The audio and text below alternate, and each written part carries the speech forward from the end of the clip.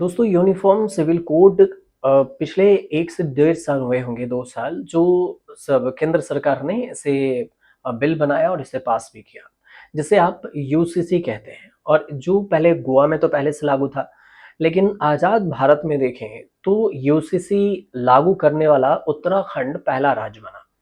और इस हिसाब से देखा जाए तो इस पर चर्चा भी होती रही, सवाल भी उठता रहा। लेकिन अब पूर्व सीजीआई डीवाई चंद्रचूड़ का कहना है यूसीसी पर कि संविधान में समान नागरिक संहिता यानी यूसीसी की इच्छा व्यक्त की गई है। संविधान के 75 साल बाद अब समय है कि इस लक्ष्य को हासिल किया जाए।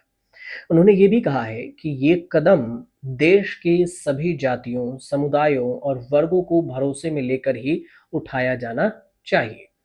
चंद्रचूड़ शनिवार को कांग्रेस सांसद शशि थरूर की नई किताब आवर लिविंग कॉन्स्टिट्यूशन इसके विमोचन कार्यक्रम में वो बोल रहे थे। और इस दौरान उन्होंने ये कहा कि भारतीय संविधान देश को स्थिरता प्रदान करने वाली सबसे बड़ी ताकत है और ये संविधान विभिन्न समुदायों, धर्मों, क्षेत्रों, संस्कृतियों को एक सूत्र में जोड़कर भारत को एक राष्ट्र के रूप में गढ़ता है।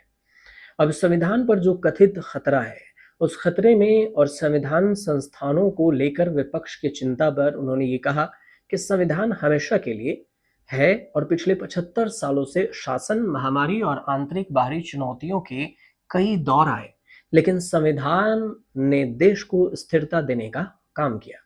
तो डीवाई चंद्रचूड़ का यह भी कहना है कि उस यूसीसी को लेकर चर्चा युवा पीढ़ी के बीच बेहद अहम है, क्योंकि इसमें कहा गया कि ये देश का भविष्य है। संविधान सिर्फ दस्तावेज नहीं है, बल्कि नागरिक के जीवन में बदलाव लाने की जीवंत ताकत भी है। ये पूर्व जो सीजीआई हैं डीवाई चंद्रचूड़, उन्होंने ये बयान दिया। इससे पहले 11 जुलाई को पूर्व सीजीआई डीवाई चंद्रचूड़ ने ये कहा था कि लोकसभा और विधानसभाओं के चुनाव एक साथ कराना संविधान के मूल ढांचे का उल्लंघन नहीं है, ऐसा हो सकता है।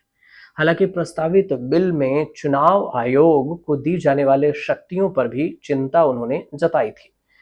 अब डीवाई चंद्रचूड़ का ये भी कहना है कि इससे चुनाव आयोग के विधानसभाओं का जो कार्यकाल है वो बढ़ाने या घटाने की शक्ति मिल सकती है और उन परिस्थितियों को परिभाषित किया जाना चाहिए जिसमें ईसीआई इस शक्ति का इस्तेमाल कर सकता है। चंद्रचूड़ ने एक देश एक चुनाव पर अपनी संसदीय समिति को अपने लिखित राय सौंपी थी और कानून मंत्री अर्जुन राम मेघवाल ने 17 दिसंबर 2024 को लोकसभा में एक देश एक चुनाव संविधान संशोधन बिल पेश किया था। तो ये जो जो डीवाई चंद्रचूड़ हैं वो सीजीआई रह चुके हैं और इनके बाद जो संजीव खन्ना बने और संजीव खन्ना के बाद बी आर गवैया भी हैं। तो ये जो सीजीआई हैं उनके बयान काफ़ी अहम इसलिए हो जाते हैं क्योंकि ये भी उस पोस्ट से आए हैं जहाँ पर इस चीज़ को फैसला में लाया जा सकता है। सुप्रीम कोर्ट इस फैसले को पर विचार कर सकती है। तो इनके बयानों का इसलिए हर बयानों का समझना और जानना ज़रूरी हो जाता है। इसलिए हमने आप तक ये जानकारी छोटे से पहुँचाई है। अगर आपको सही लगे तो हमारे चैनल से जुड़िए, सब्सक्राइब ज़रूर कर लीजिएगा।